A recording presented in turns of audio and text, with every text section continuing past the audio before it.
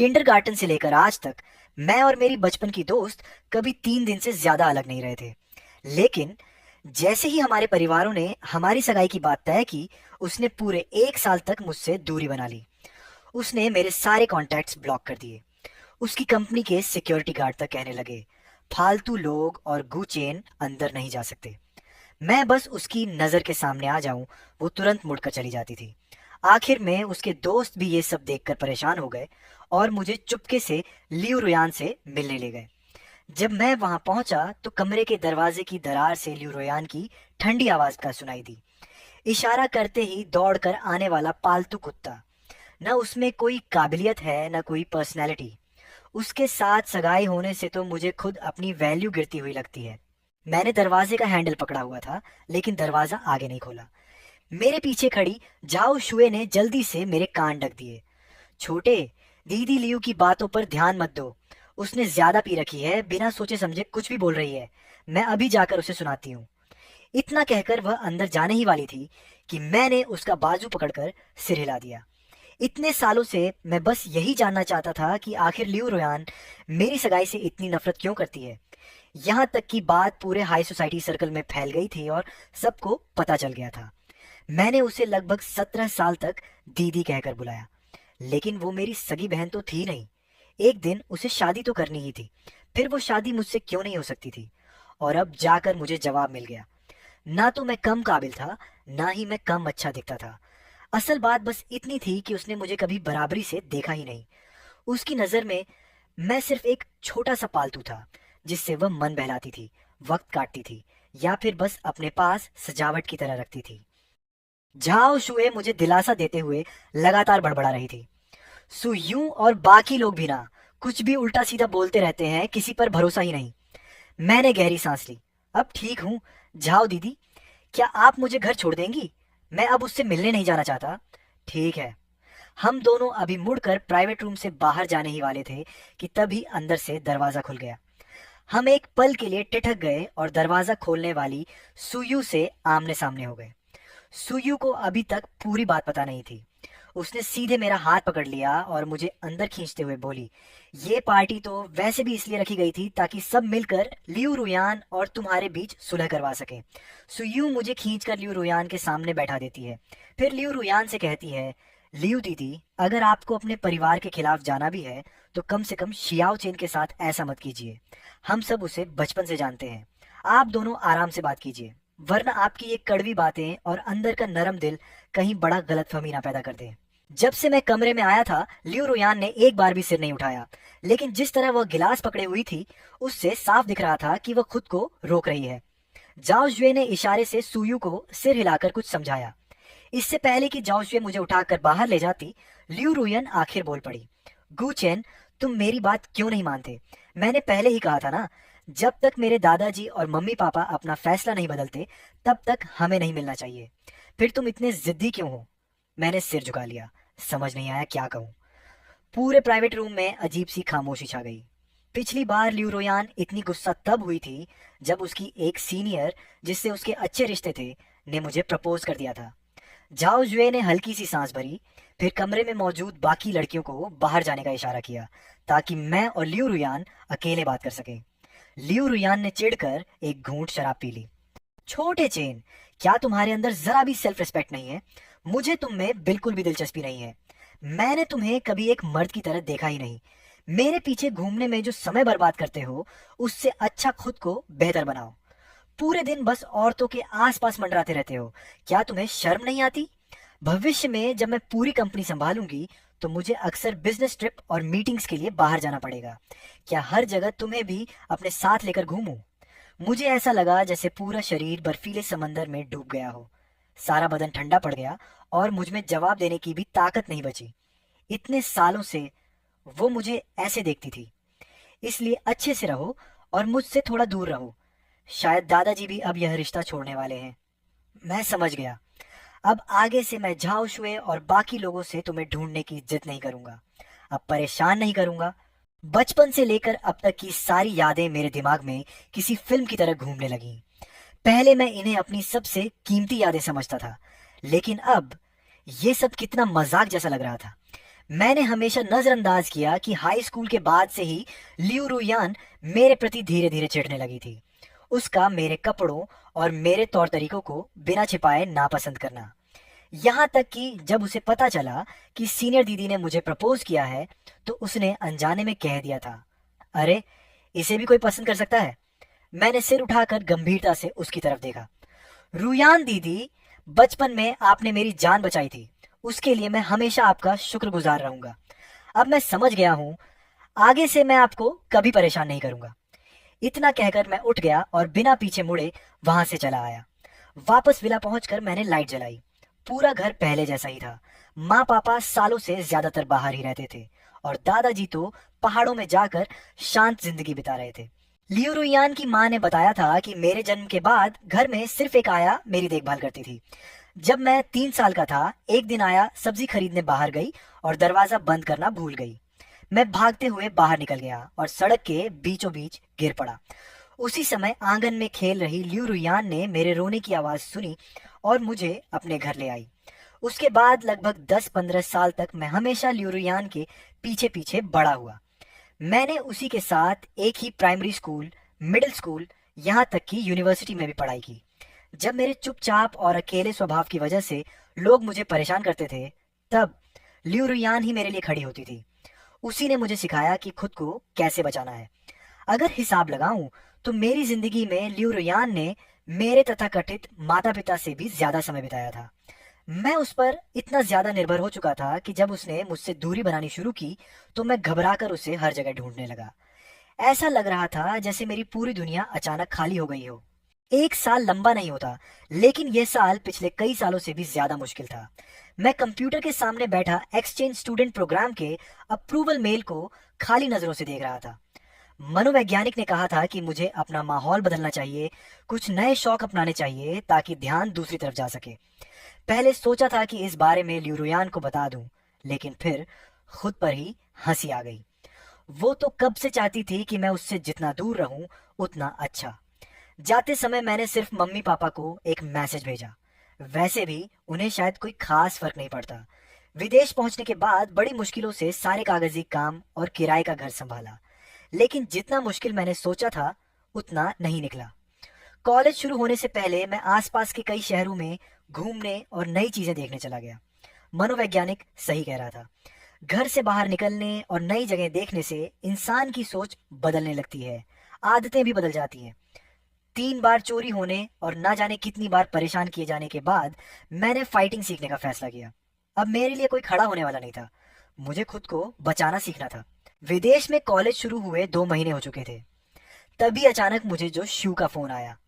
Xiao chain, तुम विदेश चले गए और हमें बताया तक नहीं, वो भी हमें तुम्हारे क्लासमेट से अचानक पता चला। मैंने हल्की आवाज में कहा, बस पढ़ाई के साथ थोड़ा मन बदलने आया हूँ, कुछ महीनों में वापस आ जाऊंगा, चिंता मत करो। तो अब वहां तुम्हारी लाइफ कैसी चल रही है? जहां रह रहे हो वो जगह सुरक्षित है ना? सब बहुत अच्छा है। अच्छा है तो ठीक, चाहो तो अपनी दीदी को बता दो, वहां उसके कुछ जानने वाले लोग हैं। जरूरत नहीं, मैं बिल्कुल ठीक हूँ, किसी को परेशान करने की जरूरत नहीं। ठीक है, लेकिन कोई भी बात हो तो तुरंत संपर्क करना। ऑफिस में जो शिव ने कॉल कटने के बाद फोन स्क्रीन बंद कर दी। अब तो काफी बड़े हो गए हो। सामने बैठी लियू रुयान का चेहरा ठंडा पड़ा हुआ था। जाओ जुए ने बेबसी से कहा, अरे लियू जी, आपने ही तो उसे कहा था कि वो आपसे संपर्क न करे। जाओ शुए सोफे पर बैठी हुई गूचेन के एक्सचेंज स्टूडेंट वाले आवेदन फॉर्म को देख रही थी। लियू रुयान ने ठंडे स्वर में कहा, मुझसे दूर रहने का मतलब ये तो नहीं कि एक फोन भी ना करे। जाओ जुए ने तुरंत आंखें घुमाई। अरे मेरी महारानी, जरा अपना ब्लैकलिस्ट तो देखो। उस वक्त खुद आपने कहा था कि अगर दिखावा करना है तो पूरा असली लगना चाहिए, और सीधे उसे ब्लॉक कर दिया।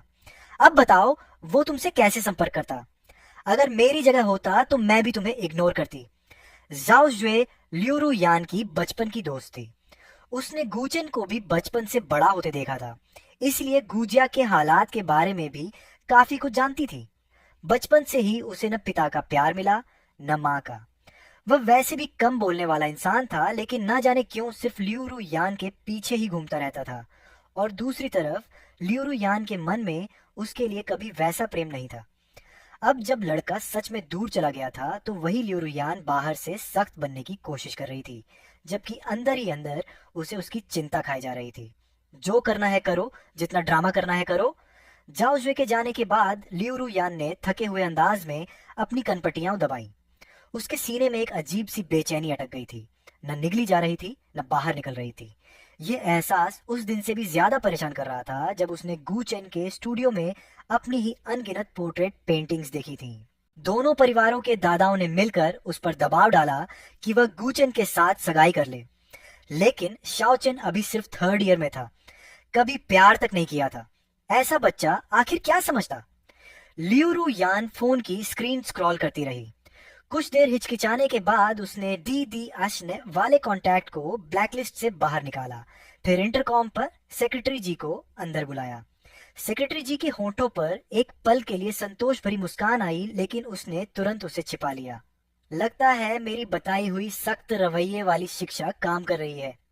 गूशो ये को बचपन से किसी ने ठीक से संभाला नहीं। गलती करता था तो कोई टोकने वाला भी नहीं था। अब देखिए, कॉलेज के तीसरे साल में पहुंच गया है, फिर भी पूरा दिन बस आपके पीछे पीछे घूमता रहता है। ऐसे में उसका भविष्य क्या होगा। जिस लड़के की अपनी कोई पहचान या सोच ही ना हो, अगर आप उससे सख्ती से बात नहीं करेंगी तो वो कभी खुद खड़ा होना नहीं सीखेगा, हमेशा दूसरों पर निर्भर रह जाएगा। सेक्रेटरी जी मुस्कुराते हुए बोली, और फिर ये जरूरी तो नहीं कि विदेश जाकर यंग मास्टरगू में कोई खास बदलाव आ जाए। हो सकता है वो बस उपन्यासों वाले तरीके सीख रहा हो, थोड़ा दूरी बनाकर ध्यान खींचने वाला खेल। लेकिन दूरी भी कंट्रोल में रखनी चाहिए। लियू रुयेन कुछ सोच में पड़ गई। लेकिन वो तो कभी घर से इतनी दूर गया ही नहीं, सेक्रेटरी जी ने बेफिक्र अंदाज में कहा। गू साहब अब कॉलेज के तीसरे साल में हैं, ऐसा क्या है जो उन्हें नहीं आता होगा। मैं तो हाई स्कूल खत्म करते ही अकेले अनजान शहर में पढ़ने चली गई थी। इतनी भी मुश्किल नहीं होती चीजें, लड़कों को इतना संभाल संभाल कर पालने की जरूरत नहीं होती। लियू रुयेन ने दोबारा सोचा तो बात गलत भी नहीं लगी। शायद शाओ चेन ने जिंदगी में बहुत कम लड़कियां देखी थी, इसलिए उसने अपने लगाव और पारिवारिक स्नेह को प्यार समझ लिया था। शायद अब समय आ गया था कि वह बाहर जाकर खुद दुनिया देखे और अपने दम पर आगे बढ़ना सीखे। उसने तुरंत सेक्रेटरी जी से विदेश जाने वाली फ्लाइट कैंसिल करने को कहा और फिर दोबारा कंपनी के काम में लग गई। उधर दूसरी तरफ कोच को हल्का सा इशारा करने के बाद उसने बंदूक नीचे रख दी, कलाई घुमाकर आराम किया। इस बार उसकी शूटिंग पिछली बार से काफी बेहतर रही थी। मैंने चुपचाप अपना सामान समेटा और दिमाग को खाली करने की कोशिश की। दोपहर में अभी फाइटिंग क्लास थी और रात को भी जल्दी वापस जाना था, नहीं तो फिर उस परेशान करने वाले पड़ोसी से सामना हो जाता। मैं जैसे ही दरवाजे तक पहुंचा, सामने से एक बेहद खूबसूरत एशियाई महिला आती दिखी। मैंने सिर झुकाकर रास्ता देने की कोशिश की, लेकिन वह सीधे मेरे सामने आकर रुक गई। माफ कीजिए, क्या आप गू चेन हैं? उसकी मंदारिन बेहद फ्लुएंट थी।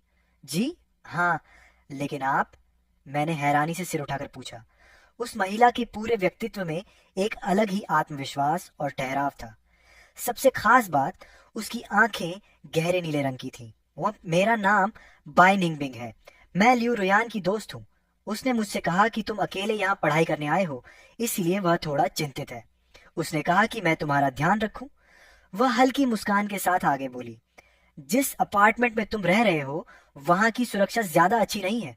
मैंने तुम्हारे लिए दूसरी रहने की जगह अरेंज कर दी है। अगर चाहो तो पहले लियू रुयान से फोन पर बात भी कर सकते हो। बाई निंगबिंग ने दिल बनाने वाला इशारा किया। हम दोनों बगल वाले कैफे में जाकर बैठ गए। उसने अपना फोन निकाला, किसी को कॉल मिलाई। फोन जुड़ने के बाद उसने थोड़ी देर हालचाल पूछा, फिर मोबाइल मेरी तरफ बढ़ा दिया। Shao Chen Bai Ningbing Bai family से है। उनका लियू फैमिली के साथ थोड़ा बिजनेस संबंध है। रहने की जगह वो तुम्हारे लिए अरेंज कर देगी और रोजमर्रा की किसी भी चीज के लिए तुम उससे पूछ सकते हो। मैंने खुद को संभाला। वह जानी पहचानी आवाज सुनकर ऐसा लगा जैसे मैं फिर उस समय में लौट गया हूँ जब लियू रुयान मुझसे दूर भागना शुरू नहीं हुई थी। शायद वक्त की वजह से, शायद इतनी दूरी की वजह से, या शायद पूरे एक साल खुद को उससे दूर रखने का असर था। मुझे वैसा दर्द महसूस नहीं हुआ जैसा मैंने सोचा था। ठीक है, समझ गया, धन्यवाद। फोन के दूसरी तरफ कुछ पल के लिए चुप्पी छा गई। फिर उसने दोबारा कहा, लेकिन किसी कमजोर इंसान की तरह उस पर निर्भर मत हो जाना। थोड़ा खुद से जीना सीखो और अपने अंदर कुछ सुधार लाओ। समझ गया। कॉल खत्म होने के बाद मैंने फोन दोनों हाथों से वापस बाइनिंग बिंग को दे दिया और चुपचाप उसके साथ कार में बैठ गया। चूंकि वह बिजनेस पार्टनर थी तो तय था कि लियू रोयान ने उसे मेरे बारे में कुछ जिम्मेदारी या फायदा दिया होगा। विदेश में अपनी सुरक्षा के लिए मैं बेवजह जिद नहीं करना चाहता था। कार में बैठते ही बाई निंगबिंग ने सीधे फोन किया और लोगों को मेरा सामान पैक करने का आदेश दिया। उसके बाद वह मुझे एक चीनी रेस्टोरेंट में खाना खिलाने ले गई। 1 घंटे बाद ड्राइवर ने गाड़ी सीधे एक बड़े से एस्टेट के अंदर पहुंचा दी। कू साहब, आइए। धन्यवाद मिस बाई। गाड़ी से उतरते ही मैंने देखा कि बटलर और कई नौकर पहले से इंतजार कर रहे थे। बाई निंगबिंग ने इशारा किया कि मैं उसके साथ अंदर चलूं। तुम मुझे मिस कहकर बुलाने की जरूरत नहीं है। तुम्हारे विदेश जाने से पहले जब तुम 7 साल के थे, हम लियू परिवार में कई बार मिले थे। मैंने हैरानी से सिर उठाकर उसकी तरफ देखा। वह हल्का मुस्कुराई। उस समय तुम और लियू रुयान लुका छिपी खेल रहे थे। दौड़ते हुए तुम सीधे आकर मेरी टांग से टकरा गए थे, फिर जमीन पर बैठकर जोर जोर से रोने लगे थे। बाइनिंग बिंग को उस समय की बात बहुत अच्छे से याद थी। तब वह अपने पिता के साथ ल्यूरू यान के घर गई थी। जैसे ही अंदर गई, एक छोटा सा बच्चा भागते हुए आकर उससे टकरा गया। उस उम्र के बच्चे अगर दर्द से टकराते तो जोर जोर से रो पड़ते, लेकिन छोटा गू चेन बस अपनी नाक पकड़कर जमीन पर बैठ गया। बड़ी बड़ी आंखों से चुपचाप आंसू बहाने लगा। वह अभी उसे दिलासा देने ही वाली थी कि छोटे बच्चे ने खुद ही अपने आंसू पोंछे और धीरे से खुद से बोला, शाओ चेन, दर्द नहीं हो रहा। फिर उठकर भाग गया। आज सुबह असिस्टेंट से मिली जानकारी याद करके बाइनिंग बिंग ने अंदाजा लगाया कि शायद उसे बहुत दर्द हुआ था, बस उसे मनाने वाला कोई नहीं था। उस समय ल्यूरू यान खुद भी सिर्फ 9 साल की बच्ची थी और लियू परिवार के माता पिता के पास भी इस पड़ोसी बच्चे की देखभाल का समय नहीं था। तब बाइनिंग बिंग ने मन ही मन सोचा था कि अगर इस बच्चे का कोई नहीं है तो क्यों ना उसे अपने साथ विदेश ले जाकर खुद पाले। किसने सोचा था कि 10 साल से भी ज्यादा समय बाद बचपन की वही इच्छा सच हो जाएगी। पता ही नहीं चला और हम दूसरी मंजिल तक पहुंच गए। एक खुला हुआ कमरा था जहां एक महिला और 2-3 नौकर मेरे सामान को व्यवस्थित कर रहे थे। हमें देखकर वह महिला बाहर आई और मुस्कुराकर बोली, बाई मैम, गू साहब, आपने तो कहा था कि इन्हें साउथ वाले फ्लैट में रखना है, फिर अचानक आपके एस्टेट में क्यों ले आए? यह सुनकर मैंने भी सिर उठाकर बाइनिंग बिंग की तरफ देखा। वह थोड़ा असहज होकर अपनी नाक छूते हुए बोली, उधर मेरी कजिन कुछ दिनों के लिए रहने आने वाली है, इसलिए फिलहाल गू साहब को यहीं रखना पड़ेगा। ठीक है। इसके बाद के दिन काफी शांतिपूर्ण बीते। बाइनिंग बिंग ने तीसरी मंजिल के स्टडी रूम में मेरे लिए एक छोटा सा आर्ट स्टूडियो भी बनवा दिया। जब मेरी क्लास नहीं होती तो मैं वहीं बैठकर पेंटिंग करता था। बाइनिंग बिंग भी अक्सर उसी स्टडी में काम करती रहती। कभी कभी वह मेरे पास आकर बैठ जाती, मेरी पेंटिंग्स देखती और मजाक में कहती, मैं अभी से तुम्हारी पेंटिंग संभाल कर रख रही हूँ, क्या पता भविष्य में किसी बड़े मास्टर की कलाकृतियां बन जाए। जब मैंने शूटिंग और फाइटिंग सीखनी शुरू की, तब उसने खुद आगे बढ़कर मेरी कोच बनने की जिद की। मेरे कपड़े हमेशा सिंपल स्पोर्ट्स स्टाइल के होते थे, तो उसने सीधे बड़े लग्जरी ब्रांड से मेरे लिए ढेर सारे मैचिंग आउटफिट्स भिजवा दिए। उसकी पसंद सच में बहुत अच्छी थी। मुझे खुद भी नहीं पता था कि मैं इतने स्टाइलिश और हैंडसम लग सकता हूँ। मुझे लगा था कि मेरी जिंदगी ऐसे ही शांत तरीके से चलती रहेगी। लेकिन एक दिन मुझे एहसास हुआ कि पूरे एस्टेट का माहौल कुछ अलग है। तभी बटलर ने आकर मेरे कमरे का दरवाजा खटखटाया। गू साहब, एस्टेट की पूरी सफाई और बड़ा काम होने वाला है, इसीलिए आपको कुछ दिनों के लिए होटल में रहना होगा। ड्राइवर और नौकर भी आपके साथ रहेंगे। आपकी रोजमर्रा की जिंदगी पर कोई असर नहीं पड़ेगा। मैंने उंगलियों से दरवाजे के फ्रेम को हल्के से खुरचा। कुछ पल हिचकिचाने के बाद आखिर पूछ ही लिया, तो क्या दीदी बाई भी होटल में रहेंगी? उस पल मेरा दिल अचानक भारी हो गया। ना जाने क्यों यह सब मुझे बहुत जाना पहचाना सा लग रहा था। क्या बाई निंगबिंग भी अब मुझसे परेशान हो गई थी, जबकि मुझे यहाँ रहते हुए अभी सिर्फ 3 महीने ही हुए थे। मैडम को बिजनेस ट्रिप पर जाना है, उनके लौटने के बाद वो खुद आकर आपको वापस ले जाएंगी। मैंने हाथ कसकर भींच लिया, दिल में उठ रही कसक को दबाया और धीरे से कहा, ठीक है, कब निकलना है? अभी भी जा सकते हैं, मैं कपड़े बदल कर आता हूँ। दरवाजा बंद करते ही मैं खुद पर हल्का सा हंस पड़ा।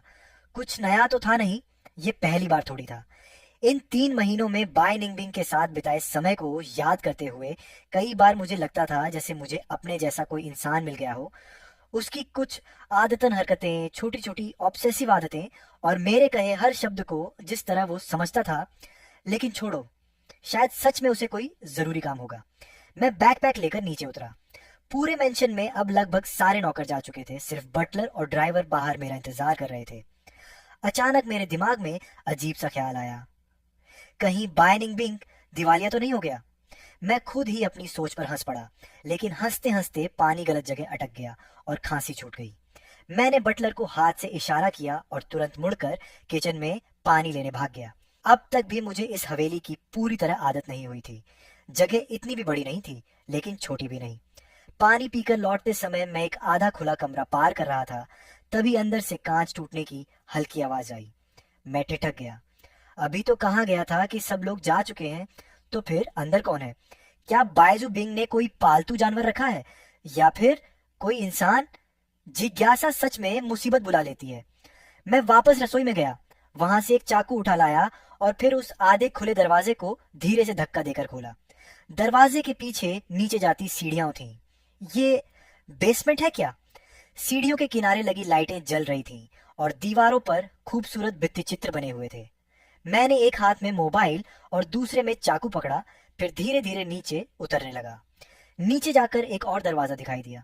मैंने सोचा यहीं रुक जाना चाहिए, अगर अंदर कोई खतरा हुआ तो। मैं मुड़कर जाने ही वाला था कि तभी अंदर से एक जानी पहचानी आवाज में सुनाई दी। भले ही वो सिर्फ दबा हुआ कराहने जैसा स्वर था, लेकिन मैं तुरंत पहचान गया, वो बायजू बिंग की आवाज थी। मैंने मुड़कर दरवाजा खोल दिया। अंदर जमीन पर टूटा बिखरा बैठा इंसान सच में वही था। फर्श पर रेड वाइन की बोतल के टूटे हुए टुकड़े फैले पड़े थे। बायजू बिंग के दाहिने हाथ में कांच का एक टुकड़ा कसकर पकड़ा हुआ था और बायां हाथ दीवार पर मुक्के मारने की वजह से बुरी तरह लहूलुहान हो चुका था। उस पल मेरे सामने दो ही विकल्प थे, दरवाजा बंद करके भाग जाऊं या फिर बेवजह की दया दिखाऊं। आखिरकार मैं दरवाजे के पास ही खड़ा होकर बोल पड़ा, बायजू बिंग, तुम ठीक हो? जमीन पर बैठा उसका शरीर अचानक जड़ हो गया। पूरा बदन तन गया, जैसे उसे उम्मीद ही नहीं थी कि कोई उससे बात करेगा। फिर उसने मुड़कर दरवाजे पर खड़े मुझे देखा। शाओ चेन, तुम यहां तक कैसे पहुंचे? क्या बटलर तुम्हें लेकर नहीं गया? बायजू बिंग ने हमेशा की तरह एक नरम मुस्कान खींची। अगर उसके कांपते हुए बाएं हाथ को नजरअंदाज कर दिया जाए तो वह बिल्कुल सामान्य लग रहा था। मैं कई मिनट तक उलझा खड़ा रहा। अब तो मुझे खुद पछतावा होने लगा था कि मैंने उसे आवाज क्यों दी। तो मैं पहले चला जाता हूं, तुम्हें परेशान नहीं करूंगा। हाथ की चोट का ध्यान रखना, इलाज करवा लेना। मैं दरवाजा बंद करने ही वाला था कि अचानक औरत की धीमी सी विनती सुनाई दी, मत जाओ, मैं तुम्हें नुकसान नहीं पहुंचाऊंगी, डरो मत। बस बुरे सपनों की वजह से नींद नहीं आ रही? श्याओ चेन, क्या तुम थोड़ी देर मेरे साथ रह सकते हो? मैं बेसमेंट से बाहर आया तो देखा कि बटलर अभी भी दरवाजे पर खड़ा था। हु साहब, अब आपका क्या इरादा है? मैं उसकी देखभाल करूंगा। अभी वाइट दीदी ने आपको फोन किया होगा। जी गु साहब, मिस बाई को कोई डरावनी बीमारी नहीं है, बस उनकी माँ की बरसी करीब आ रही है, इसलिए उनके मन पर पुराना साया फिर से लौट आया है।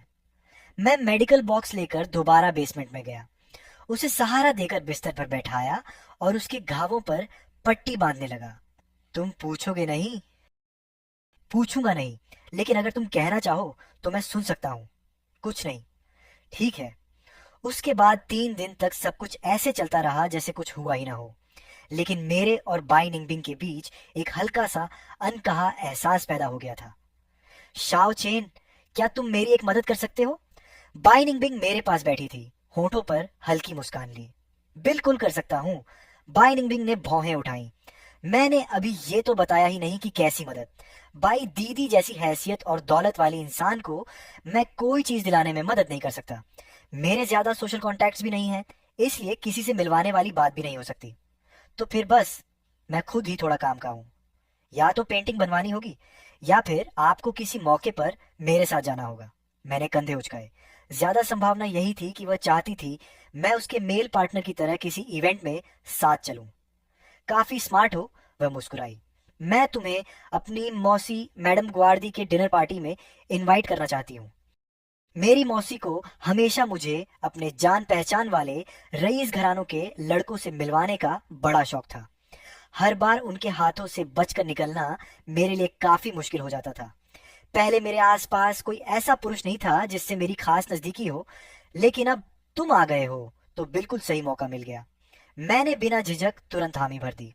हालांकि बचपन से मुझे किसी ने खास तौर पर संभाला या सिखाया नहीं था, लेकिन पैसों और सुविधाओं की कभी कमी नहीं रही। इसलिए जो भी सीखना जरूरी था वो मैंने खुद लोगों को ढूंढ कर सीख लिया था। उसी दिन सुबह बाई निंग बिंग खुद मेरे कमरे में सूट लेकर आई। पूरा डिजाइन बेहद शाही और दमदार था। कपड़े बदलने के बाद स्टाइलिस्ट ने उसी सूट के हिसाब से मेरे बाल भी सेट किए। मैं दूसरी मंजिल पर खड़ा था। आवाज सुनकर बाई निंग बिंग ने सोफे से सिर उठाया। जैसे ही उसकी नजर मुझ पर पड़ी, उसकी गहरी आंखें हल्का सा फैल गईं। उसने बिना कोई परवाह किए अपनी हैरानी और मेरे लिए तारीफ भरी नजरें साफ जाहिर कर दी। फिर वह तेजी से सीढ़ियों की ओर बढ़ी और मेरे लिए हाथ बढ़ाने लायक एक सीढ़ी ऊपर रुक गई। मैंने हल्का सा झुककर एक जेंटलमैन की तरह अभिवादन किया और अपना हाथ आगे बढ़ाया। इस खूबसूरत राजकुमारी को क्या मेरे साथ इस डिनर पार्टी में चलना मंजूर होगा? वह खुद को हंसने से रोक नहीं पाई। तुम सच में बहुत बचकाने हो। उसने अपना हाथ मेरे हाथ पर रख दिया। दोनों नीचे उतरने ही वाले थे कि उसने महसूस किया सामने खड़ी महिला हिली ही नहीं। वह उलझन में ऊपर देखने लगी और आंखों से पूछा, क्या हुआ? शाओ चेन, यहाँ आने के बाद ये पहली बार है जब मैंने तुम्हें मुस्कुराते देखा है। पता है मैंने तुम्हारे लिए ये सूट क्यों चुना? मैंने सिर हिलाकर ना कहा। सिर्फ इसलिए मत मुरझाओ क्योंकि किसी की नजर तुम्हारी कद्र नहीं कर पाई। तुम खुद में पहले से ही काफी आकर्षक हो, चाहे तुम्हारा बाहरी रूप हो या तुम्हारी आत्मा। उस रात की डिनर पार्टी बहुत अच्छे से खत्म हुई। मैडम ग्वार्दी को मैं बेहद पसंद आया और बै निंगबिंग के आसपास भी वैसा कोई रईस नौजवान नहीं दिखा जैसा उसने पहले कहा था। कहा था मुझे ढाल बनाओगी, लेकिन मुझे तो नहीं लग रहा कि उसका कोई असर हुआ है। बाई निंगबिंग ने हल्का सा सिर झुकाया। असल में कोई एक नौजवान इतना ज्यादा चमक रहा है। मैंने सिर उठाकर उनकी नरम आंखों में देखा। शांत, लेकिन उस शांति के भीतर जैसे उफनती हुई भावनाएं छिपी थीं। इन कुछ महीनों में मुझे भी महसूस होने लगा था कि उनका मेरे प्रति रवैया अलग है। वो न दया थी, न सिर्फ शिष्टाचार, और न ही किसी बड़े का छोटे के लिए स्नेह, बल्कि उसमें अपनापन और प्रशंसा थी। अचानक मुझे महसूस हुआ कि उनकी कमर पर रखा मेरा हाथ थोड़ा डगमगा गया और अगले ही पल वो पूरा शरीर मेरे सीने से आ लगा। सॉरी, मैं थोड़ा बहक गई। मुंह से माफी जरूर मांग रही थी, लेकिन मेरे बाहों में पड़े रहने का उनका इरादा जरा भी नहीं लग रहा था। मैं हल्का मुस्कुराया। मिस बाई, क्या आपने उस समय हिंदी? नहीं, मेरा मतलब भाषा की पढ़ाई पूरी किए बिना ही विदेश चली गई थी। आई लव यू वाला उसका कन्फेशन सच में काफी पुराना और घिसा पिटा था। मैं मुंह से तो उसे कोस रही थी, लेकिन उसके दिल की बात समझ चुकी थी। गाना खत्म होते ही मैंने उसे हल्के से अपने पास से दूर किया, लेकिन बाई निंगबिंग ने बिल्कुल भी उम्मीद के मुताबिक रिएक्ट नहीं किया। मैं बस 2 कदम ही आगे बढ़ी थी कि उसने मेरा हाथ पकड़ लिया। अगले ही पल उसकी बाहें मेरी गर्दन के चारों तरफ आ गईं और उसने सीधे मुझे किस कर लिया। आसपास खड़े लोग हैरानी से चीख उठे। वह मुझे किस करते हुए ही पूरे गाड़ी मैनर से बाहर ले गया। मुख्य दरवाजे तक पहुंचकर ही रुका, फिर मुझे कार में बिठाया और ड्राइवर को चलने का इशारा किया। पूरे रास्ते हम दोनों में से किसी ने कुछ नहीं कहा। जब हम बाय निंगबिंग मैनर लौटे तो उसने मुझे फिर कई बार किस किया। उसकी हर हरकत बेहद नरम थी, लेकिन उसमें इनकार की कोई गुंजाइश भी नहीं थी। वह मुझे फ्रंट हॉल से होते हुए सीधे बगीचे के बीच तक ले गया और तभी आखिरकार मुझे छोड़ा। बाय निंगबिंग ने मेरी तरफ देखते हुए धीमे से पूछा, गुचैन, तुमने मुझे ठुकराया नहीं, तो बताओ तुम्हें मुझ में क्या पसंद है? मैंने चुपचाप उसकी आंखों में देखा। शूटिंग क्लब में जब मैंने तुम्हें पहली बार देखा था, मैं काफी देर तक बाहर खड़ा होकर तुम्हें देखता रहा। तुम इतने नाजुक लग रहे थे कि जैसे एक हाथ से तोड़ दिए जाओ, लेकिन तुम्हारी आंखों में जो बेरहमी और ठंडापन था, वही मुझे सबसे ज्यादा अपनी तरफ खींच रहा था।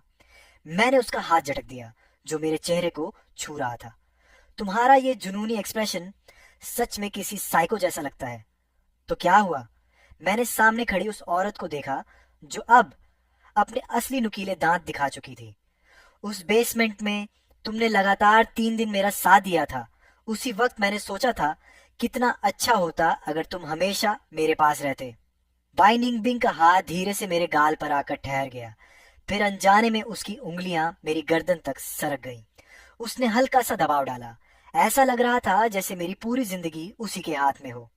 उसका अंदाज हावी होने वाला था, और पागलपन की हद तक जुनूनी भी। मेरे बन जाओ, मैं तुम्हारा परिवार बन सकता हूँ, तुम्हारा दोस्त, तुम्हारा प्रेमी। तुम जिस भी रिश्ते की ख्वाहिश करो, मैं वो सब बन जाऊंगा। मैं तुम्हें अपना पूरा प्यार दूंगा, और मैं खुद भी पूरी तरह सिर्फ तुम्हारा हो जाऊंगा। उस पल ऐसा लगा जैसे समय थम गया हो। मैं उस सारे प्यार वाले वादे के आकर्षण में पूरी तरह डूब गया था। मैंने खुद को कहते सुना, ठीक है। उसकी बेचैन सांसें धीरे धीरे शांत हो गईं, जैसे किसी ने मुझे फिर से ऑक्सीजन दे दी हो, और साथ ही जैसे वह मेरी पूरी आत्मा को निगल लेना चाहता हो। अगली सुबह मैं फोन की घंटी से जागा। मेरा फोन तो हमेशा साइलेंट पर रहता था। इस देश में आने के बाद मैंने अपना नंबर बायजू बिंग के अलावा किसी को नहीं दिया था। घंटी लगातार बज रही थी और मेरा सिर दर्द से फटने लगा। मैं झुंझलाकर उठने ही वाला था कि फोन उठाकर फेंक दूं, तभी एक हाथ धीरे से मेरे चेहरे पर आकर ठहर गया। वह हल्के हल्के मुझे शांत करने लगा, जिससे मैंने अपने होंठों को दांतों से काटना छोड़ दिया। मेरे कानों में बायजू बिंग की धीमी आवाज गूंजी, कुछ नहीं, मेरा फोन है। ये कहकर उसने फोन उठाया, स्क्रीन पर नजर डाली। न उसने कॉल काटी, न रिसीव की। मैंने आंखें खोली। बायजू बिंग अभी भी मेरे सीने से लगा हुआ था। मैंने ऊपर देखा तो उसने हल्की मुस्कान के साथ भौहें उठाई। ल्यूरू यन है, उठाऊं? उस औरत ने झुककर मेरे होंठों पर हल्का सा किस किया। मैंने आंखें घुमाई और हाथ बढ़ाकर कहा, फोन मुझे दो। बाई निंगबिंग ने कहा, सुना है कल तुम शाओ चेन को डांस पार्टी में लेकर गए थे। सच में उसका ख्याल रखने के लिए धन्यवाद। वो ऐसे मौकों का आदी नहीं है। उसने तुम्हें कोई परेशानी तो नहीं दी? मैं हल्का सा खांस कर बोला, मैंने निंगबिंग को कोई परेशानी नहीं दी, बल्कि उसकी हर बात मानी। इतनी मानी कि एक ही बिस्तर तक पहुंच गए। मन ही मन मैंने कल रात वाली खुद की हालत को कोसा, जब उस औरत की बातों में पूरी तरह बहक गया था। बाई निंगबिंग मुस्कुराई। शाओ चेन, सुबह जल्दी उठने की आदत अच्छी है, इसे बनाए रखना। शायद लियो रुयान को लगा कि हम दोनों पहले ही उठकर नाश्ता कर चुके हैं, इसलिए मैंने भी कुछ समझाने की जरूरत नहीं समझी। ठीक है दीदी। कुछ देर बेकार की हल्की फुल्की बातें करने के बाद लियो रुयान ने फोन काट दिया। उधर लियो रुयान अपने कुछ दोस्तों के साथ गोल्फ कोर्स में खड़ी थी। फांग परिवार की छोटी बेटी बड़े गर्व से बोली, देखा, मैंने कहा था ना, कल मेरी बहन मैडम गोल्डी की डिनर पार्टी में गई थी, और उसने एक नजर में ही पहचान लिया कि वो लड़का लियो दीदी के घर वाला गु दीदी है। लियो रुयान ने फोन की कॉल स्क्रीन को देखते हुए गहरी और समझ न आने वाली नजरों से देखा। कोई फोटो है? हाँ, है ना, मेरी दीदी ने मुझे भेजी थी। कुछ छोटे भाई ने देश में रहते हुए कभी इतना स्टाइलिश ड्रेसअप नहीं किया। कहीं ऐसा तो नहीं कि तुम उसकी बड़ी बहन बनकर उसे ऐसे कपड़े पहनने ही नहीं देती थी? फांग मई अभी भी बेफिक्री से मजाक कर रही थी, लेकिन कुछ सूखी हंसी के बाद उसे माहौल का अजीबपन महसूस हुआ। फोटो मुझे दिखाओ। लियो रुयान की आवाज पूरी तरह ठंडी हो चुकी थी। ठीक है। जैसे ही फांग मई ने चैट खोली, लियो रुयान ने तुरंत फोन छीन लिया। फांग परिवार की बड़ी बेटी ने 10 से ज्यादा तस्वीरें भेजी थी। कुछ में गु चेन और बाई निंगबिंग हाथों में हाथ डालकर हॉल में एंट्री कर रहे थे। कुछ में दोनों डांस फ्लोर पर साथ नाच रहे थे, और कुछ में बाई निंगबिंग ने गु चेन को दीवार के कोने में रोक रखा था, फिर उसे किस करके वहां से चला गया था। साथ ही फांग परिवार की बड़ी बेटी ने कुछ मैसेज भी भेजे थे। छोटी बहन देखना, ये दोनों पक्का रिलेशनशिप में है ना? माँ तो कह रही थी कि जाकर उससे मिलो भी, लेकिन पता चला कि वो तो पहले से ही किसी का हो चुका है। सच कहूं तो गु परिवार का छोटा बेटा बहुत ही हैंडसम है। ये सुनते ही लियो रुयान का चेहरा और भी काला पड़ने लगा, जबकि फांग मेई लगातार बोलती जा रही थी, दीदी जरा धीरे फोन पकड़ो, अभी टूट जाएगा। उसने जल्दी से अपना फोन उसके हाथों से छुड़ाया। जाओ जुए ने भी फोटो देखी और हल्की सांस लेकर लियो रुयन को समझाने की कोशिश की। छोटा चेन सूट पहनकर सच में काफी अच्छा लग रहा है। अब तो वो पार्टी में भी आने लगा है, मतलब पहले से बेहतर हो रहा है। लेकिन लियू रुयान ने झटके से उसके कंधे पर रखा हाथ हटा दिया और दांत भींचकर बोली, निंगबिन, मुझे नहीं पता था कि तुम ऐसे इंसान हो। बाय निंगबिन के साथ रहने के बाद मुझे अचानक लगने लगा कि पूरी दुनिया ही बदल गई है। रिश्ता तय होने के अगले ही दिन उसने अपनी सारी संपत्ति ट्रांसफर करने वाले कागज मेरे हाथ में दे दिए। उसने अपने नाम की सारी प्रॉपर्टी, यहाँ तक कि जिस हवेली में हम रहते थे, वो भी मेरे नाम कर दी और विदेश व देश में उसकी ज्यादातर कंपनियां भी मेरे हवाले कर दी। क्या तुम पागल हो गए हो? स्टडी रूम में बाइनिंग बिंग मेरी गोद में बैठी थी और ढेर सारे प्रॉपर्टी ट्रांसफर के कागज पलट रही थी। नहीं, मतलब अगर मैंने तुम्हारे साथ रहने के लिए हाँ ही नहीं की होती, अभी हमारी शादी भी नहीं हुई। अगर मैं सारे पैसे लेकर भाग जाता तो। मैंने हैरानी से आंखें बड़ी कर ली और पीछे मुड़कर उस औरत को देखा जो मुझे बेहद प्यार भरी मुस्कान से देख रही थी। हाँ, मैं सच में पागल हूँ, एक बड़ा पागल जो एक छोटे पागल के साथ है, बिल्कुल मेड फॉर ईच अदर। और जान, जब तुम ऐसे हैरान होते हो ना, बिल्कुल छोटे बिल्ली के बच्चे जैसे लगते हो, बहुत प्यारे। अब सोचती हूँ तुम्हें और क्या गिफ्ट दूं। मैंने तुरंत उसका मुंह ढक दिया। इतनी बड़ी उम्र में भी प्यार में डूबी हुई ये औरत कितनी ज्यादा चीजी बातें करती है। खैर, अपनी चुनी हुई औरत है तो प्यार भी खुद ही करना पड़ेगा। शाओ चेन, अब से ये जगह हमारा घर है। बाई निंगबिंग ने अपना सिर मेरी गर्दन में छिपा लिया। मैं स्टडी रूम में फैलती धूप को देख रहा था। हवा में एक मीठी सी खुशबू घुली हुई थी। मैंने गहरी सांस ली और उस एहसास को अपने अंदर भर लिया। हाँ, मैं आज तक कभी इतना खुश नहीं रहा। अब हमारा भी एक घर है। हम दोनों अभी अपनी छोटी सी दुनिया की खुशी में खोए हुए थे कि तभी मेरा फोन बज उठा। पिछली बार जब बाई निंगबिंग को पता चला था कि मुझे रिंगटोन से डर लगता है, तब उसने मेरे सारे फोन की रिंगटोन बदलकर अपनी गुनगुनाई हुई धुन लगा दी थी। सच कहूं तो उसकी आवाज मुझे बेहद सुकून देती थी। मैंने फोन उठाकर देखा, वीचैट कॉल थी। कॉल करने वाली माँ थी। कोई बात नहीं, उठाओ। बाई निंगबिंग पीछे से मेरे कानों को हल्के से चूमते हुए बोली। मैंने खुद को संभाला और कॉल रिसीव कर ली। गू चेन, तुम वापस देश कब आ रहे हो? अभी 5 महीने बाकी हैं। लियू परिवार के दादाजी अगले हफ्ते जन्मदिन की दावत रख रहे हैं। तुम वापस आकर उसमें शामिल हो जाना। ठीक है। क्या तुम्हारा लियू रोयान से झगड़ा हुआ है? नहीं। तो फिर उसने मुझे फोन क्यों किया? ऐसी बेकार बातों के लिए आगे से मुझे परेशान मत करना। ठीक है। कटे हुए फोन को देखते हुए मैं काफी देर तक खोया रहा। बाय निंगबिन, लगता है अब मुझे दुख नहीं होता। अब तो मैं ये भी नहीं जानना चाहता कि वो मुझसे नफरत क्यों करती है। बाई निंगबिन ने मुझे अपनी तरफ घुमाया, धीरे से मेरे बालों को सहलाया और फिर मेरे माथे पर एक हल्का सा चुंबन रखा। अच्छा बच्चा। मैंने अपना माथा छुआ, लेकिन आंसू अचानक काबू से बाहर हो गए। मैं सीधे उसकी बाहों में जा गिरा और फूट फूट कर रोने लगा। रो लो, सब बाहर निकाल दो। अब तुम्हें आगे कभी कोई तकलीफ नहीं सहनी पड़ेगी। मैं और बाई निंगबिन दादाजी लियू के जन्मदिन से एक दिन पहले वापस लौटे। मैं उसे मैं उसे अपने साथ गू परिवार की विला में ले आया। मेरे स्टूडियो में लगी पेंटिंग्स देखकर बाई निंगबिन पूरी रात जलती रही। आखिर मुझे उसे मनाने के लिए वादा करना पड़ा कि आगे से मैं उसके लिए और भी ज्यादा पेंटिंग्स बनाऊंगा।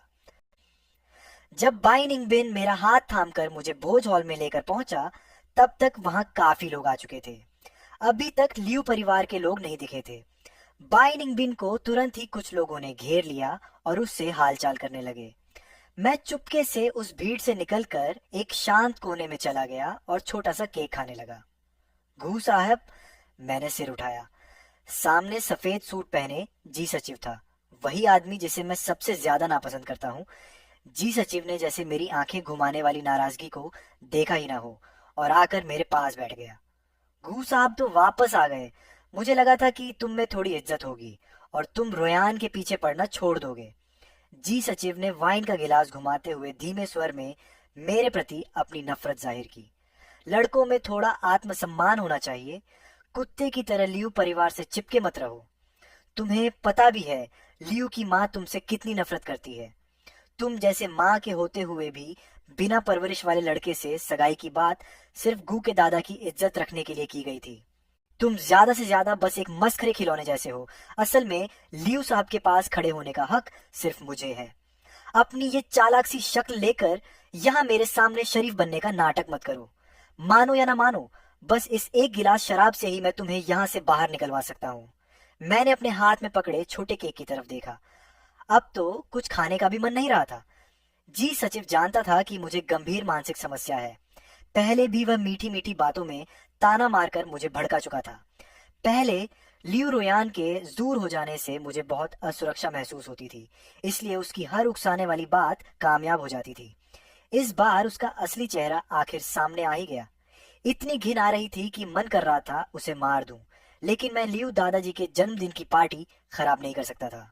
मैं उठकर उससे दूर जाने वाला था।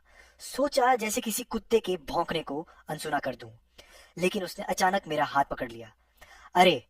उसके हाथ में पकड़ी रेड वाइन सीधे उसके सूट पर गिर गई। गू साहब, मेरा लियू साहब के प्रति कोई गलत इरादा नहीं है। आपको लियू साहब के आसपास के हर आदमी से दुश्मनी रखने की जरूरत नहीं है।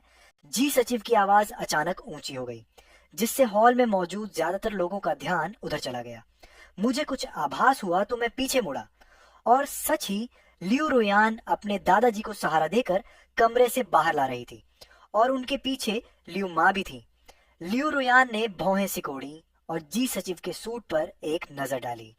गुचेन, तुम फिर क्या तमाशा कर रहे हो? लियू माँ ने भी नापसंदगी भरे चेहरे के साथ कहा। शाओ चेन, आज तुम्हारे लियू दादाजी का जन्मदिन है। तुम अभी शाओ यान के मंगेतर भी नहीं हो। ऐसे बर्ताव नहीं कर सकते। मैंने तुम्हें क्या सिखाया था? हर जगह जलन दिखाना और बेवजह झगड़ना, ये बहुत छोटी सोच है। लियू दादाजी ने भी भौहें चढ़ाई और अपनी छड़ी जोर से जमीन पर 2-3 बार ठोकी। घू लड़के, तुम अभी घर जाओ और अपने व्यवहार पर सोचो। मुझे तुम्हारे दादा की जगह तुम्हें सबक सिखाना पड़ेगा। ये क्या हो रहा है? क्या ये सब मेरे साथ कोई सस्ती टीवी ड्रामा की एक्टिंग कर रहे हैं? नहीं, मैं इन लोगों की बातों से सच में हैरान था। शाओ चैन! बाइनिंग बिन तुरंत हॉल के दूसरी तरफ से दौड़ कर आई। उसका चेहरा गुस्से से सख्त हो गया था। मैंने जल्दी से उसका हाथ पकड़कर हल्का सा हिलाया। कुछ नहीं, मैं खुद संभाल लूंगा। जी सचिव बनावटी उदासी के साथ जाकर लियू रोयान के पीछे खड़ा हो गया। लियू माँ ने उसका हाथ पकड़कर थपथपाया, जैसे उसे दिलासा दे रही हो। कभी कभी इंसान इतना बेबस हो जाता है कि हंसी आ जाती है। मैंने उनकी बातों और आरोपों को नजरअंदाज किया और आराम से अपने बैग से एक वॉइस रिकॉर्डर निकाला, उसे चालू किया और आवाज पूरी तेज कर दी।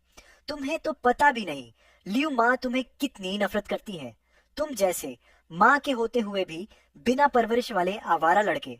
लियू साहब के पास खड़े होने का हक सिर्फ मुझे है। अपनी ये चालाक शक्ल लेकर यहाँ मेरे सामने शरीफ बनने का नाटक मत करो। मानो या ना मानो, बस इस एक गिलास शराब से ही मैं तुम्हें यहाँ से बाहर निकलवा सकता हूँ। एक पल में ही पूरा बैंक्वेट हॉल इतना शांत हो गया कि सुई गिरने की आवाज भी सुनी जा सकती थी। आसपास तमाशा देखने वालों के चेहरे जिज्ञासा से बदलकर तिरस्कार में बदल गए। लियू परिवार के लोगों के चेहरे ऐसे लग रहे थे जैसे रंग बदलने वाली पट्टी हो, और जी सचिव का चेहरा बिल्कुल पीला पड़ गया। उसने धीरे धीरे लियू माँ का हाथ छोड़ दिया। न जाने किस घर की किसी महिला ने हल्की सी हंसी छोड़ दी, और फिर आसपास के लोग आपस में फुसफुसाने लगे।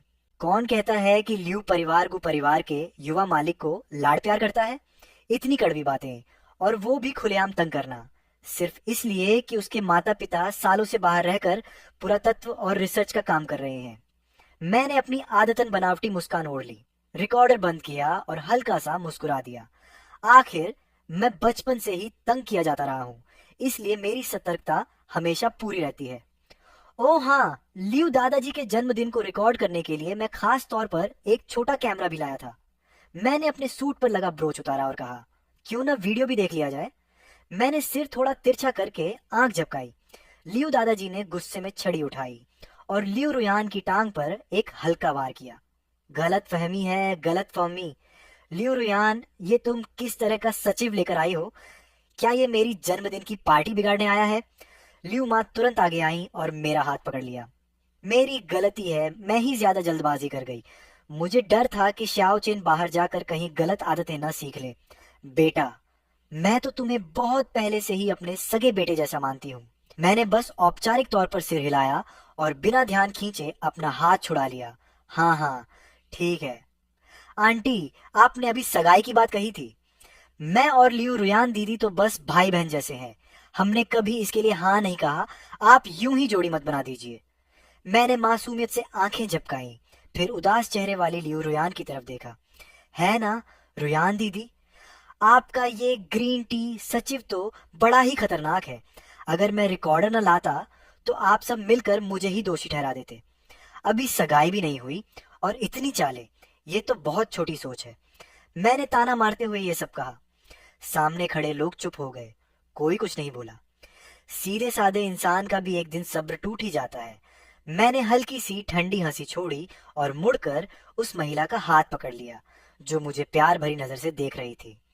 जान, क्या मैंने कुछ गलत किया? लियू आंटी और लियू दादाजी मुझे इतना नापसंद क्यों करते हैं? मैं तो सोच रहा था कि आज उन्हें अपनी गर्लफ्रेंड से मिलवाऊं। मैंने बाय निंगबिंग को अपनी बाहों में खींच लिया और उसके गाल पर हल्का सा चुंबन दिया। चलो, हम इन लोगों से थोड़ा दूर चलते हैं। ठीक है। बाय निंगबिंग ने सिर उठाया, अपनी मुस्कान समेट ली और लियू दादाजी की ओर देखा। जब यहाँ हमारा स्वागत नहीं है तो मैं और श्याओ चेन अब ज्यादा देर नहीं रुकेंगे, हम चलते हैं। लियू परिवार के जवाब देने का इंतजार किए बिना उसने मुझे थामकर बाहर की ओर ले जाना शुरू कर दिया। श्याओ चेन, रुको जरा। आखिरकार लियू रुयान ने आवाज दी, जैसे मुझे रोकना चाहती हो। लेकिन मैं और बाई निंगबिंग एक दूसरे को देखकर मुस्कुरा दिए और बिना रुके आगे बढ़ते रहे। घर लौटकर जैसे ही हम अंदर आए, बाई निंगबिंग ने मुझे दरवाजे से सटा दिया। वह जैसे एक भूखी शेरनी की तरह मेरे होंठों पर टूट पड़ी, बेचैनी से मुझे चूमने लगी। मेरा दिमाग बिल्कुल खाली हो गया। मैं बस उसके उमड़ते प्यार को महसूस कर रहा था। काफी देर बाद वह धीरे धीरे अलग हुई, लेकिन फिर भी बार बार मुझे चूमती रही। शाओ चेन, तुम्हें पता है तुम कितने हैंडसम हो?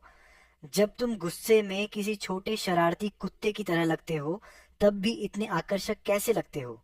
क्या तुमने मुझ पर कोई जादू कर दिया है? मैं शर्म से लाल होकर उसे हल्का सा धक्का देकर अलग हुआ। शायद इसलिए कि वह चीनी इटालियन मिक्स है। जब वह गंभीर होती है तो एकदम क्लासिक एलिगेंट दीदी जैसी लगती है, लेकिन जब प्यार में डूब जाती है तो उसकी दीवानगी थोड़ी डराने वाली हद तक जोशीली हो जाती है। और मुझे यही सबसे ज्यादा पसंद है। मुझे हमेशा से ऐसे खुलेआम जताए जाने वाले प्यार की चाह थी। मैंने बाय निंगबिंग की कमर पकड़ ली और उसके सीने में चेहरा छुपा लिया। शायद इसलिए कि तुम मेरे पीछे हो, मैं इतना हिम्मती बन पाता हूँ। अब से जो भी मुझे परेशान करेगा, मैं उसे काट लूंगा। वह मोहक अंदाज में मुस्कुराई और मुझे और कसकर गले लगा लिया। ठीक है, अगर तुम नहीं काट पाए तो मैं तुम्हारी तरफ से काट लूंगी। अगले दिन जब मेरी आंख खुली तब दोपहर हो चुकी थी। मैं उनींदा सा उठकर फ्रेश हुआ और नीचे आया तो देखा बाय निंगबिंग एप्रन पहनकर किचन में खाना बना रही थी। मैं उसे ध्यान से खाना बनाते और सब्जियां काटते देखता रहा, फिर पीछे से जाकर उसकी कमर पकड़ ली। नींद पूरी हो गई, बस अभी खाना तैयार हो जाएगा। मैं अभी झुककर देख ही रहा था कि वह क्या बना रही है, तभी दरवाजे की घंटी बज उठी। मैं रसोई से दौड़कर दरवाजे पर गया और दरवाजा खोला। सामने लियू रुयान थी। मैंने हल्के से दरवाजा बंद किया और मुड़कर उसकी आंखों में देखा। कल की बात के लिए सॉरी। लियू रुयान की आवाज भारी थी। ध्यान से देखा तो उसकी आंखों के नीचे हल्के काले घेरे भी थे। मैं तो ये नहीं कहने वाला कि कोई बात नहीं। यहाँ एक कहावत बिल्कुल सही बैठती है, अगर माफी से सब ठीक हो जाता तो पुलिस की क्या जरूरत होती। और कुछ काम है, मुझे वापस जाकर खाना खाना है। कल तुम और बाय निंगबिन क्या सिर्फ मुझे जलाने के लिए थे? हमारे बीच की बातों में किसी तीसरे को मत लाओ। और बाय दीदी रोज बहुत व्यस्त रहती हैं, उन्हें बार बार परेशान मत किया करो। मैंने उसकी आंखों में देखते हुए साफ साफ कहा, नहीं, ये सब तुम्हें जलाने के लिए नहीं था। बाय निंगबिन मेरी गर्लफ्रेंड है, वो कोई बाहरी नहीं, मेरे अपने लोगों में से है। लियू रुयान कुछ पल के लिए स्तब्ध रह गई, फिर उसने अविश्वास में अपनी आंखें बड़ी कर ली और उसकी आवाज भी ऊंची हो गई। तुम और बाय निंगबिन, तुम्हें पता भी है तुम क्या कर रहे हो? वो मुझसे भी 3 साल बड़ी है। मैंने कंधे उचकाए। हाँ, तो मुझसे 6 साल बड़ी ही तो है, कोई 10-20 साल थोड़ी ना है। इतना एज गैप तो बिल्कुल नॉर्मल है और वो मुझे बच्चा भी नहीं समझती। लियू रुयान अभी भी मानने को तैयार नहीं थी। उसने भौहें सिकोड़ ली और मेरा हाथ पकड़कर खींच लिया। नहीं, ये नहीं हो सकता। मैंने जोर से हाथ छुड़ाने की कोशिश की, लेकिन छुड़ा नहीं पाया। तुम मुझे भड़काने की कोशिश मत करो, छोड़ो मेरा हाथ। तुम्हें पता भी है उसका परिवार कैसा है, बिल्कुल नॉर्मल नहीं है। बाई निंगबिन की माँ कंट्रोल फ्रीक है। वो चाहती थी कि उसके पिता हर वक्त उसके साथ चिपके रहे। आखिर में उसके पिता ने आत्महत्या कर ली। एक पल पहले नीचे खड़े होकर बाई निंगबिन से बात कर रहे थे और अगले ही पल उसके सामने मर गए। उसकी माँ जैसी है, वो खुद भी वैसा ही है, कंट्रोल करने वाला। तुम्हें अंदाजा भी है उसके तरीके कितने खतरनाक हैं। जिसने भी विदेश में उसे धोखा दिया, उसका अंजाम कितना डरावना हुआ। तुम इतनी हिम्मत कैसे कर सकते हो? लियू रुयान की आंखें लाल हो गई थीं। उसने मेरे कंधों को दोनों हाथों से पकड़कर मुझे झकझोरना शुरू कर दिया। मैं बस सिर झुकाकर हल्का सा हंस दिया। मुझे पता है, पहली बार उसे देखते ही मुझे ये एहसास हो गया था। लियू रुयान जैसे मेरी बात समझ ही नहीं पा रही थी। शुरुआत में वह मेरे लिए हर फैसला खुद करता था। दिन में क्या खाना है, बाहर क्या पहनना है, समय कैसे बांटना है, सब कुछ उसने बड़े परफेक्ट तरीके से तय किया हुआ था। बाद में तो हाल ये हो गया कि मैं किससे मिल रहा हूँ, रात को कितने बजे घर लौटता हूँ, सब कुछ उसे बताना पड़ता था। लेकिन क्या यही तो मैं नहीं चाहता था? एक तरफ कंट्रोल करने वाला इंसान और दूसरी तरफ मुंह जैसा जरूरत से ज्यादा निर्भर रहने वाला, जैसे एक दूसरे के लिए ही बने हों। वह कभी मुझसे चिपके रहने पर परेशान नहीं होता और न ही उसे ये अजीब लगता है कि मैं अकेला रहता हूँ, मेरे ज्यादा दोस्त नहीं है। जब मेरे पास खुद कोई फैसला लेने की समझ नहीं होती तो वो मेरी जगह फैसले ले लेता है। मैंने लियू रुयान के हाथ अपने कंधों से हटाए। बाई निंगबिंग, जैसे मेरी किस्मत में ही लिखी हुई है, जैसे वो मेरा ही एक हिस्सा हो। पहले मैं हमेशा सपना देखता था कि कोई ऐसा हो जो मुझे अपनी दुनिया का केंद्र बना ले, मुझ पर ध्यान दे, मुझसे प्यार करे और मुझे पूरा सुरक्षित महसूस कराए। जिंदगी कुछ ही सालों की है। जब मुझे कोई ऐसा मिल गया है जो मेरे साथ पूरी तरह फिट बैठता है, तो फिर मैं खुद को बदल कर क्यों तकलीफों दूं? और वैसे भी मुझे महसूस होता है कि हम दोनों एक दूसरे के साथ बेहतर बन रहे हैं। पहले वो कहता था कि गुचेन को सुबह 7 बजे उठना ही है, अब वो कहता है कि गुचेन जब पूरी नींद ले ले तब उठे। वो मुझे हर वो काम करने के लिए प्रोत्साहित करता है जो मैं करना चाहता हूँ। अगर मैं गिरने वाला होता हूँ तो वो पीछे से तुरंत मुझे संभाल लेता है। और मेरा उस पर भरोसा उसे भी इस दुनिया में अपना होने का एहसास देता है। अब वह पहले जैसा स्वार्थी और ठंडा दिल वाला व्यापारी नहीं रहा और न ही वह पागल इंसान रहा जो अपनी मर्जी के खिलाफ कुछ होते ही खुद को नुकसान पहुंचाता था और बेसमेंट में छिप जाता था। अब हम एक दूसरे का घर हैं। ये सोचकर मुझे अभी सच में अपने कमरे में वापस जाकर बाई निंगबिंग को गले लगाने का बहुत मन कर रहा है। दीदी, पहले मैं आपसे बहुत ज्यादा चिपका रहता था, आपको काफी परेशान करता था।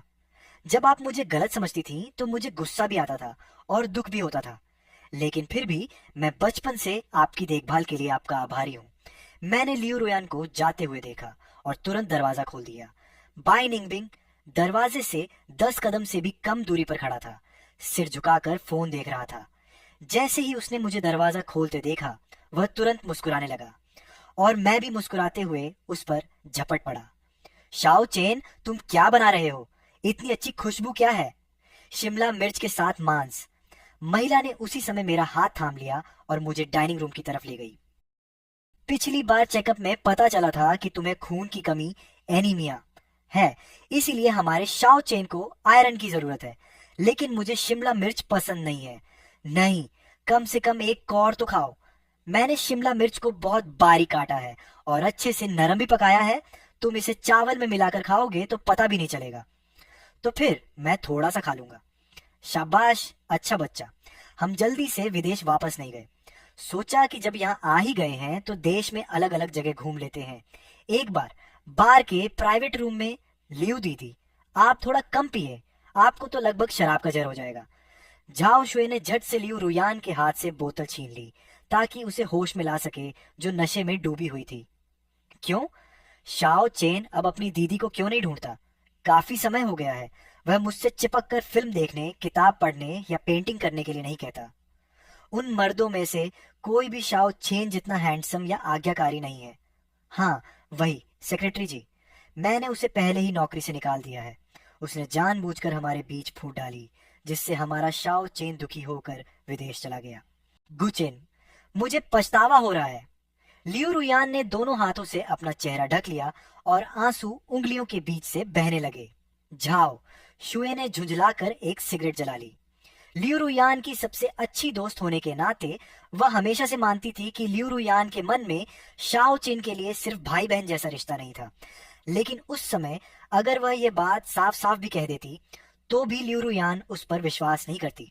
इसलिए उसने पूरी कोशिश की कि लियू रुयान शाओ चेन को चोट न पहुंचाए। और आज जो अंजाम हुआ है वह लियू रुयान के अपने ही कर्मों का नतीजा है। इंसान भी अजीब होता है, जब तक कोई चीज उसके पास होती है वह उसकी कद्र नहीं करता, और जब खो देता है तभी समझ आता है कि जो सबसे साधारण लगता था वह कितना कीमती था। सुबह सुबह बाई निंगबेंग अपने पति को अपनी बाहों में लिए उसे प्रेम भरी नजर से देख रही थी। शादी के 7 साल बाद शाओ चेन और भी ज्यादा आकर्षक हो गया था।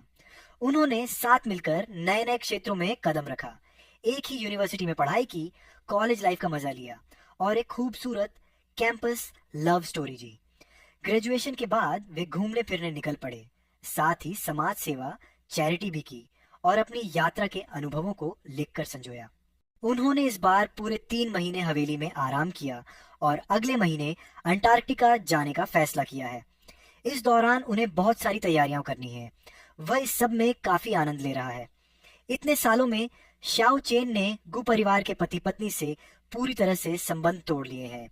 सुना है कि गु दंपति का तलाक हो चुका है और अब दोनों की अपनी अपनी नई जिंदगी और परिवार है। जहां तक यह सवाल है कि उसके माता पिता ने उसे कभी प्यार क्यों नहीं किया, शायद अब यह बात शाओ चेन के लिए कोई मायने नहीं रखती। कुछ सच्चाइयां अच्छी नहीं होती, इसलिए उनकी कहानी में इन सवालों के जवाब की जरूरत भी नहीं है। और अगर जवाब मिल भी जाए तो उससे कुछ बदलेगा नहीं, बस बेवजह की परेशानी ही बढ़ेगी। जहां तक लियू रुयान की बात है, उसकी कहानी और भी ज्यादा उलझी हुई है और आज भी पूरी तरह सुलझी नहीं है। उसने उस समय के सचिव जी से शादी कर ली। ये सच में हैरान करने वाली बात है। उस समय सचिव जी ने लियू रुयान के नशे में होने का फायदा उठाकर उसे दवा दे दी थी। बाद में जब मामला बढ़ गया तो लियू दादाजी और उसके माता पिता के दबाव में दोनों ने शादी तो कर ली, लेकिन वह शादी सिर्फ नाम की ही थी। शादी के बाद सचिव जी लगातार लियू परिवार के पैसों से अपने घर वालों की मदद करता रहा। बाद में लियू परिवार को पता चला कि ली बोदा के 3 छोटे भाई भी हैं। वे लोग खुद को लियू साहब के रिश्तेदार बताकर लियू कंपनी में दखल देने लगे और पूरा माहौल खराब कर दिया।